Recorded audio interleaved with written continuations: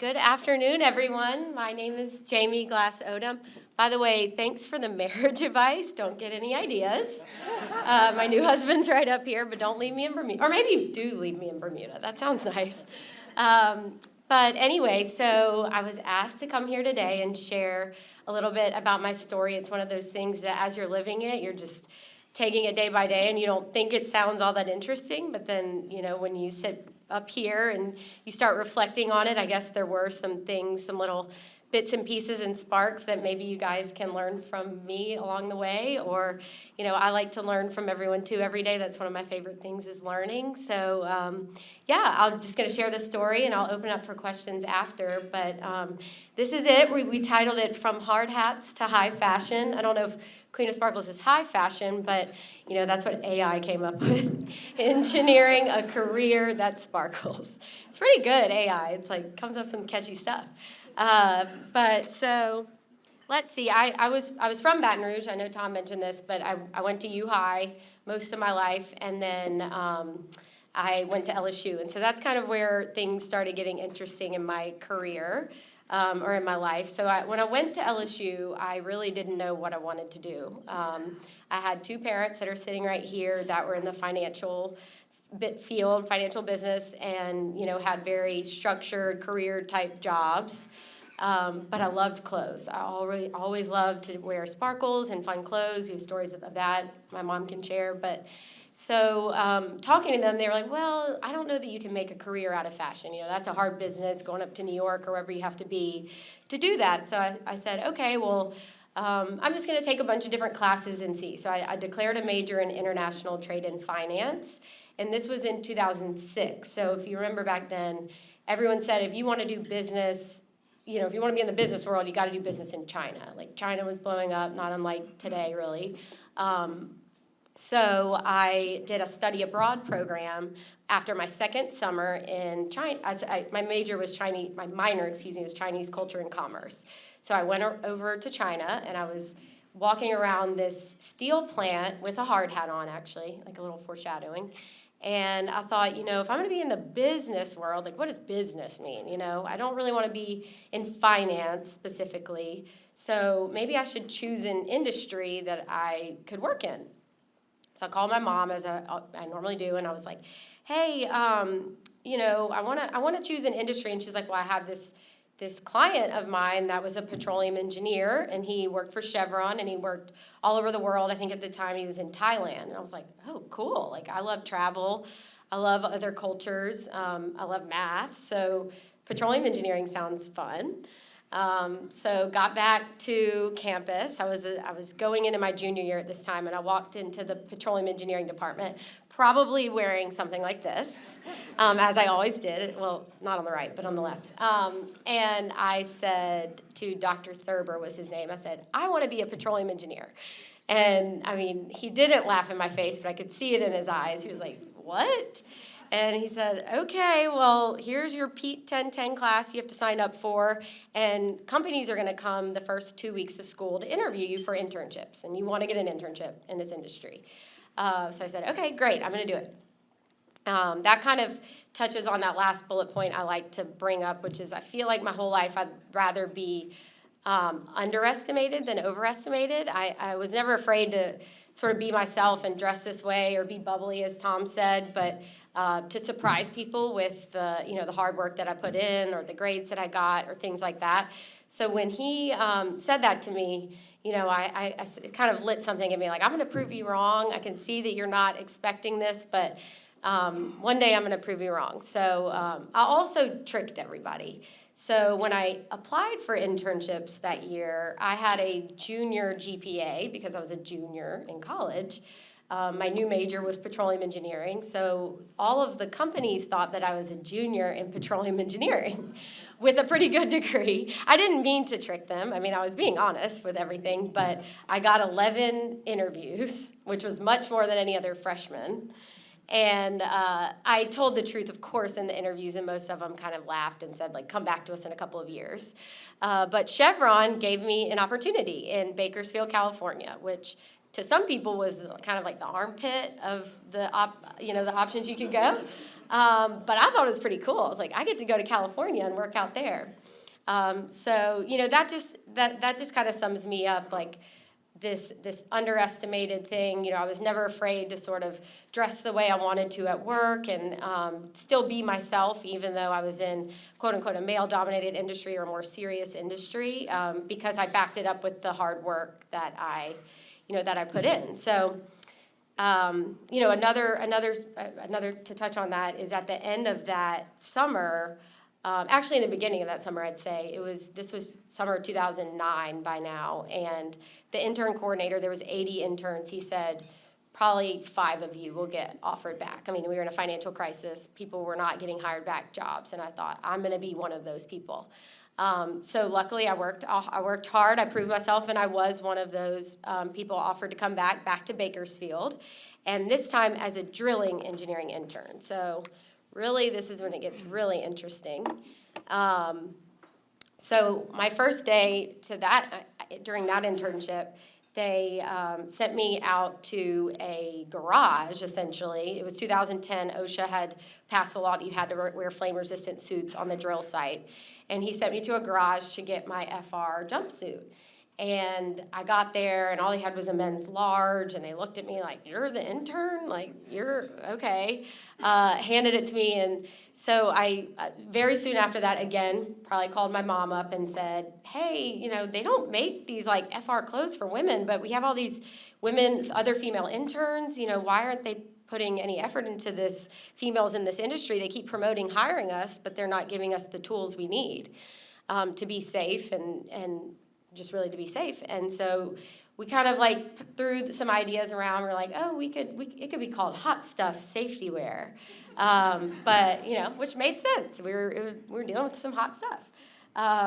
So anyway, I didn't really know then what that would pan out to be, but a couple years later I went to work full-time for Chevron in East Texas, and I was a production engineer, and again was sent to, now it was a safety store, it wasn't a garage, but they still didn't have men's or women's fitting clothes, like women's smalls or anything. So I went to a boss of mine and I said, if I can figure out how to make myself a suit, get all the flame-resistant thread and fabrics and zippers and everything has to be FR, can I make my own pair? And he was kind of this like nerdy guy from North Dakota that like really didn't respect authority and didn't really care. He was so smart that no one was ever gonna like fire him. He was a great engineer. So he's like, yeah, you can wear whatever you want, as long as it's flame resistant. So I made myself my first suit. And then, of course, other people started wanting it. So this kind of touches on another thing that I think kind of resonates throughout my life is if you can't find it, then just create it yourself or do it yourself. I've always been a doer. On all those little personality tests, that was always what I got, was doer. But because chances are if you're seeing the need for it, someone else is too, and they're going to do it first if you don't.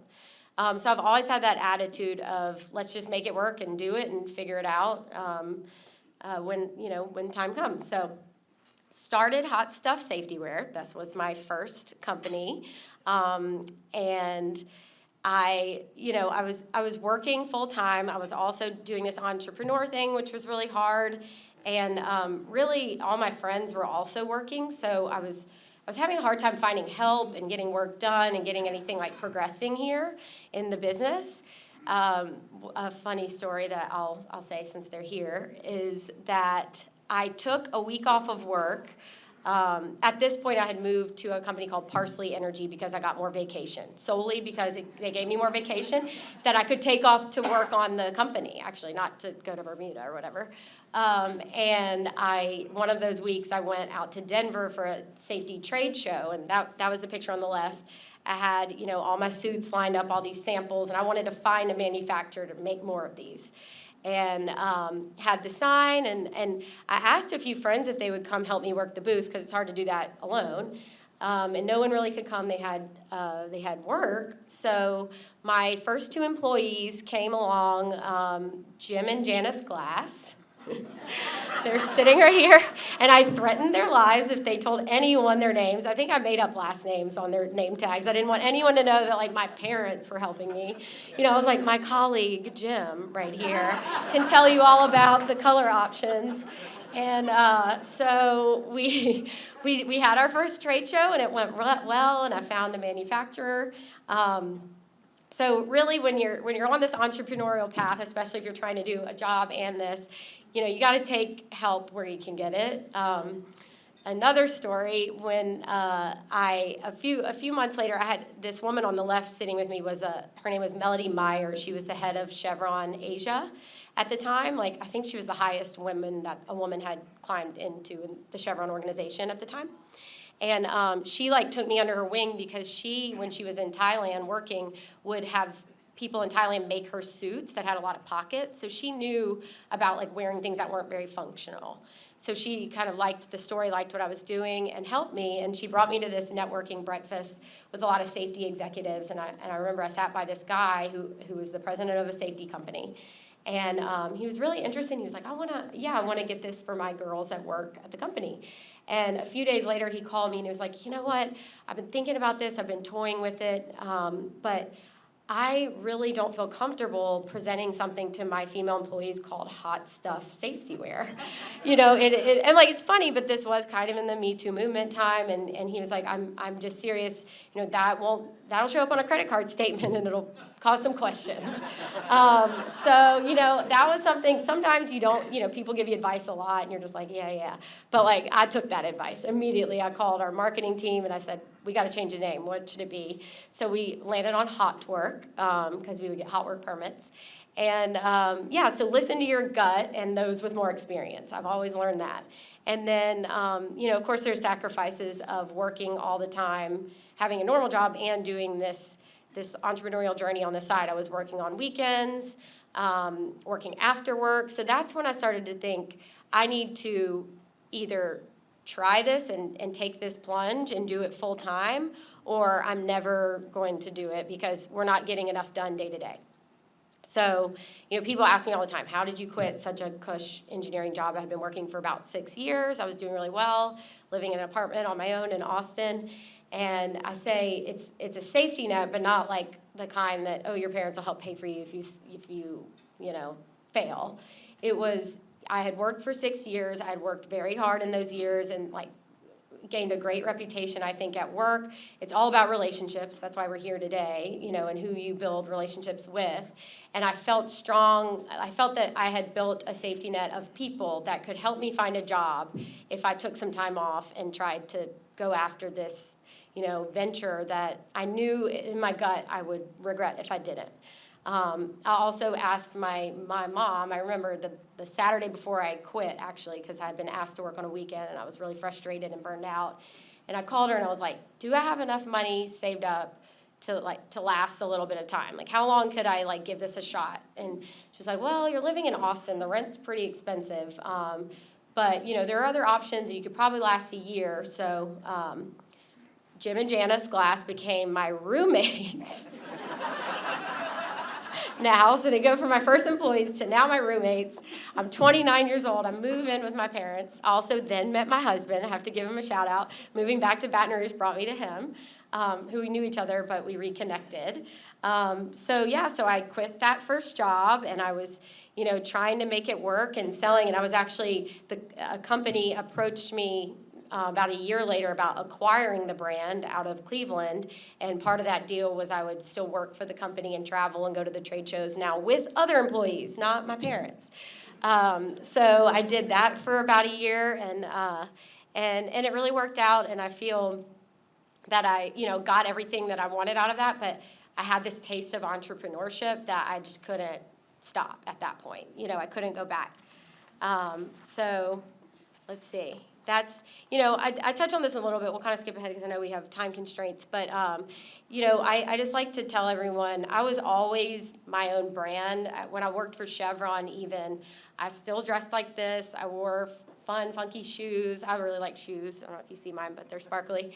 And people would come to my office to see, like, what shoes does she have on that day? So that, all those things were always there, kind of brewing, but I just kind of set them aside, or I thought that's just a fun after work or like extracurricular thing about me, not necessarily my job. But, you know, I wasn't afraid to shine in that way and be who I was. So, you know, the answer for Queen of Sparkles was there all along. So the name came from I was still an engineer. It was 2012. I had just started working for Chevron. And on the weekends, I'd, of course, wear sparkles, not the FR clothes. And I had an all-gold outfit. I was watching an LSU game at the original Carrabba's in Houston. And in the bathroom, a little girl came up to me and said, "Excuse me, are you the Queen of Sparkles?" And I never heard that term or anything. And I was like, actually, yes, I think that I am. Like, that is such a perfect nickname. And I went, Instagram was brand new, but I went back to my seat and I changed my Instagram handle to Queen of Sparkles. So it was always Queen of Sparkles since 2012. And, you know, I never at that time thought, one day, 10 years in the future, I'm going to have a company around this. I just thought, this is me. I'm going to still be this person, and, like, we'll see what comes of it. But, you know, fast forward, and 2021, I started the brand Queen of Sparkles, named after the nickname I had been given. And our first, I remember we were talking about market, our first market we went to, that was the first collection actually down there on the bottom. Brands had, you know, little bits of sparkle in them before, but never just a whole brand that was sparkly. And I showed up at market and I had all these sparkles, and like the showroom that agreed to show the brand was like, what's going to happen? And buyers were a little cautious. They were like, wow, this is a lot. Like, I don't know. I'll take a piece here, see how it does. You know, but we believed in it. I wore it. I like had a smile on my face and walked around, and I was like, you're gonna find out. And sure enough, by the next market, you know, there was a line outside the door trying to come write the brand, and everybody wanted everything, and it wasn't just, we just wanted little sparkles. They wanted all the sparkles, you know, especially with the game day things and all that. So yeah, I like to make them see what you see and keep true to yourself and be the brand that you are. So now we're on the Queen of Sparkles side. I'm trying to go kind of fast. I don't know. Okay, we're getting there. But of course, we had a lot of challenges, and we grew pretty fast. So we actually have moved 8 times in the last 3 years. I think actually we're about to make a year in our new place. So hopefully that'll last at least 3 years, because that's the lease we signed. You know, we've had a lot of, you can't really foresee, I couldn't foresee how big it could get in such a short period of time until you're really doing it. And of course we had distribution constraints, how to ship all of that. You know, we're shipping to wholesalers, we're shipping to individuals. How can you do it all with just a few people? I had, you know, a couple of employees. I don't know, Mom, did you ever pack an order? Probably her at some point. And we actually at one point tried to use a third-party logistics company out of California, and we shipped all of our inventory out there. It took a whole weekend. We had to stop sales for the weekend, and it was a nightmare because in California they don't know the difference between the Clemson Tigers and the LSU Tigers, or the Auburn Tigers, or any of the Tigers, you know, and they don't really know. Orange kind of looks like yellow to some people, so it was just very bad. And that was our first game day launch, and so I made the executive decision, you know what, we have better talent here in Baton Rouge. They do know the difference between Tigers. So we are going to bring this back to Baton Rouge, and I'm going to hire local talent from LSU, from wherever, and this is where we're going to have our headquarters. So that was the main, you know, choice there, and we have moved still since then, but that was kind of when I decided, like, this is where we're going to do it. This might not be a big place for fashion, quote unquote, but I think Kim Mulkey's proved people wrong. I think we've proved people wrong, you know, so maybe this will be the next fashion hub. Of course, also, imitation is the sincerest form of flattery. I like to keep that. I like to keep that in my mind all the time. But of course, you know, when you're doing something that's working and it's successful, people are going to copy it. So I have to, you know, kind of just tell myself it's flattery. It's not, you know, nothing but that. Stick to who you are. But yeah, I mean, there's no place like home. And then all of, you know, the attention with Kim, that really came about. You were asking me earlier about the butterfly blazer. The story goes there that she her assistant actually had bought that blazer at a local boutique to wear for her first game or one of her first games, and she ripped it when she was, like doing her Kim Mulkey thing. And so they didn't have any more at the store, so they reached out to the brand to see if we had any left over because she really wanted the blazer again. And when her assistant came in to get the blazer, I was like, we have all these others too, if you want to, show her. But I didn't think she definitely wouldn't have been at the top of my list of someone to be like dressed in sparkles when she first came back. But she's proved us wrong, and she's really proud to be here. So am I. I mean, I think she said before that sparkles kind of like fit in with Louisiana and Mardi Gras and all these things, and of course it does. I grew up a dancer. I think that's where I got that love for sparkles. But yeah, so it's been really cool to be able to give back to this community, because I don't know that I could have done that with my first business. That kind of existed more in like the Texas space and downstream, of course, but I was more upstream.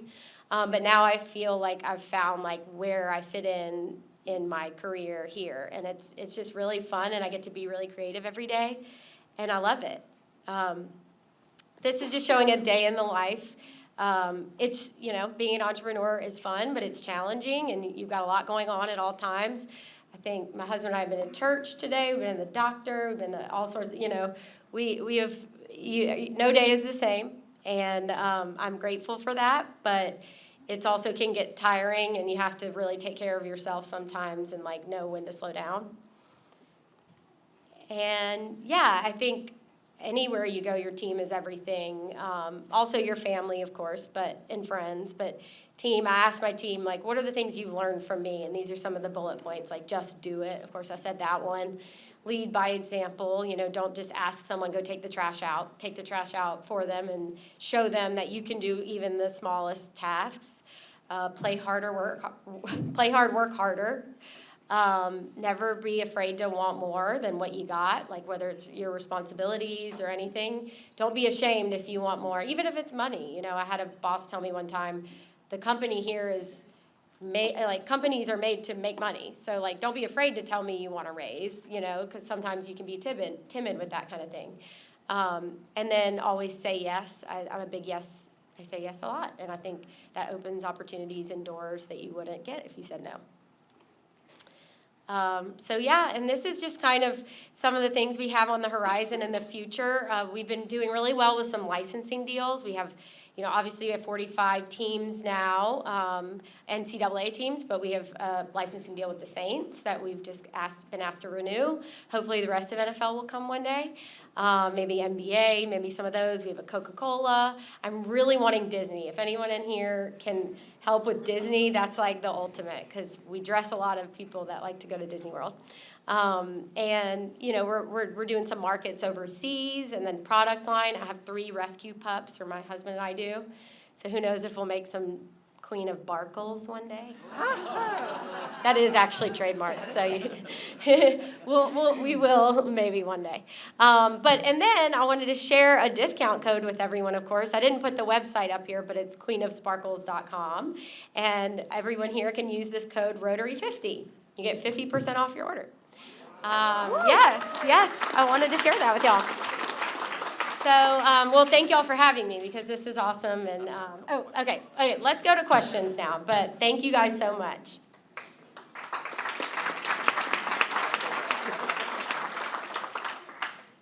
I don't think I need a mic.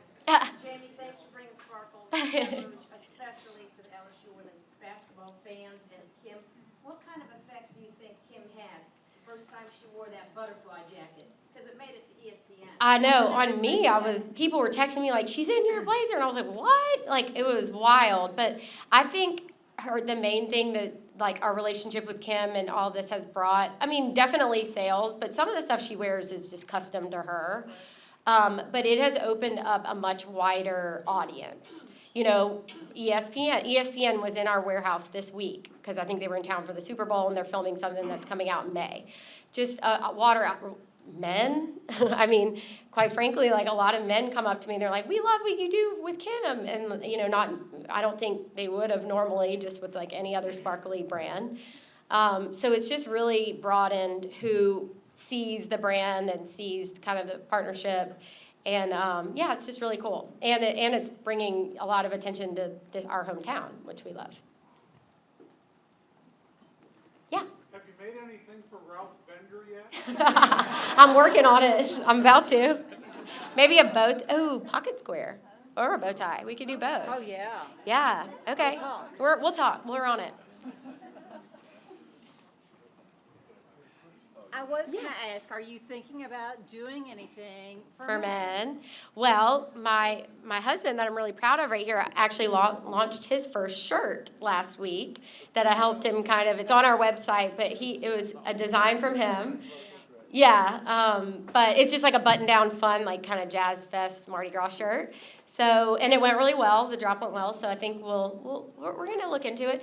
I think sparkly jackets and stuff would do well for like Mardi Gras time, balls and stuff. But I like, just button-down shirts, stuff for games, LSU games. Oh, I have one right. Oh, sorry. Go ahead.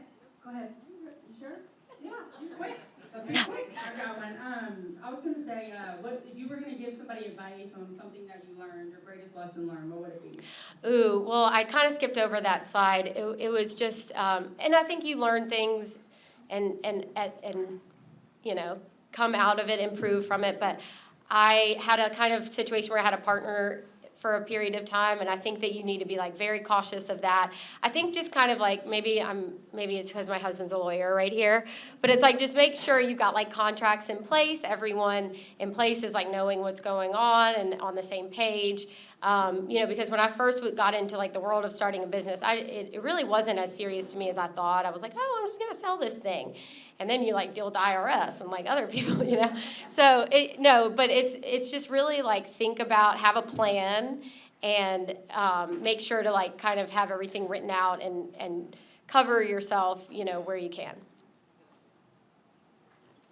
Thank you for donating last year to the Alzheimer's Services Walk. Would you ever consider being our honorary chair? What does that entail? It's about 12 hours commitment. Okay. You do a kickoff in August, and Uh-huh. you have to be there at the walk, October 21st. I can walk. I love to walk. And tape a commercial. Okay, let's talk about it. I definitely am interested. Mark? I just wanted to thank you for adding the JAGS, Southern University, We got to you. your licensing. So Yes, that's really good. yes. Coming out in the fall.